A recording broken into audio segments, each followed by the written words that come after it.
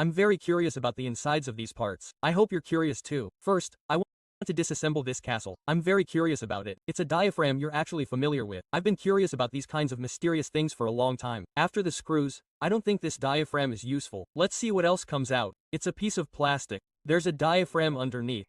Another piece like this came out. It has a really interesting internal structure. I don't know if you've seen the inside of something like this before, but you did. Let's remove this diaphragm too. There's nothing wrong with it, folks.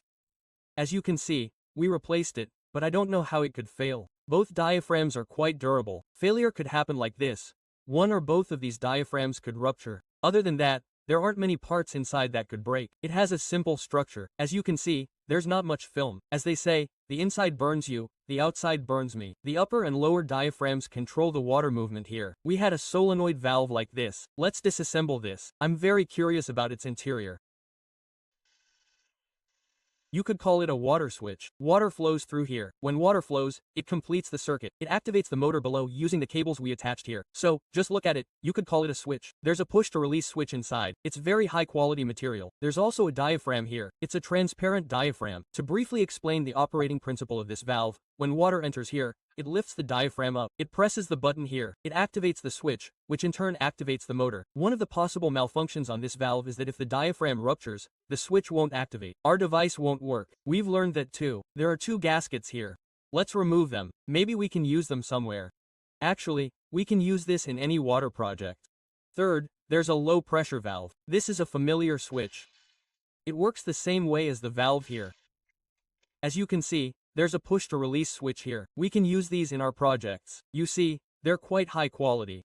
This one really gave me a hard time. Oh, it fell apart. It has an interesting structure, folks. It's made of hard plastic. Two diaphragms and one diaphragm were also removed from this. This diaphragm is the most critical component in these types of parts. This is the first place you check if this part fails. If it ruptures, this switch won't be pressed. It uses the force it receives from this diaphragm to open or close the switch here. There's no other film inside. It's on the gasket. Let's remove that too.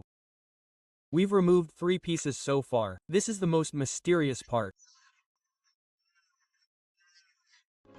There's this interesting material inside. I want to remove it without breaking it. This is the real mystery. How does water get through there? It's amazing. It has a very interesting internal structure. Let's rub it in there again. Let's remove it thoroughly. I think this green material controls the water flow by moving back and forth.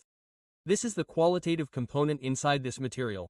If you're wondering, it controls the water flow through this tiny hole, depending on the pressure. When it moves forward, it blocks the flow. It cuts it off here. When it moves back, it releases the water.